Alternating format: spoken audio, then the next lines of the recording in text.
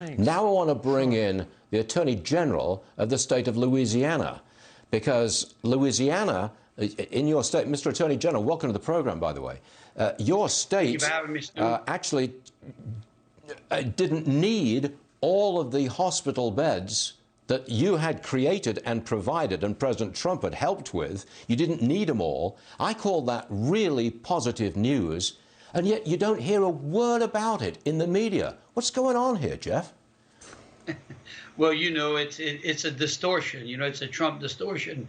The media refuses to give the president, any credit. I mean, he could cure cancer and kill a devil in the same day, and they'd find some sort of fault with that as well. Look, I think that's great news. I think it should be a headline in the fact that, you know, there were cities out there in states out there like Louisiana that had the assets necessary if our healthcare system became overwhelmed, and yet we didn't have to use it. That's great news. That's the kind of news we need in order to get American people's spirit back up, get ourselves in a position where we can crank the economy back up and we can all go back to work. Look, I just issued an editorial about 20 minutes ago. I said, look, I think the Democrats are politicizing this whole thing and using it as a vehicle to chase down and go after President Trump in the most personal way. I think their contempt is showing. Do you think I'm going a bit far with this? What's your opinion? No, I think you're right on the mark, Stu. I mean, look, for all of the independents out there around the country, they should recognize this, and I hope that they punish those Democrats at the polls. I mean, you know, the fact that they're politicizing this when we have people that are struggling for their lives, that we have a public health care crisis across the country, a pandemic around the world, and they're using it to shove their agenda down the throats of the American people is really appalling.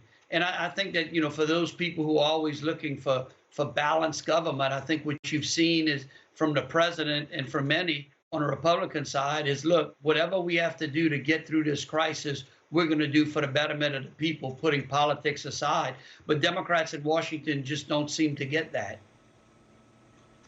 If the governor of Louisiana and the top medical experts of Louisiana said it's safe, would you want to return to work in Louisiana?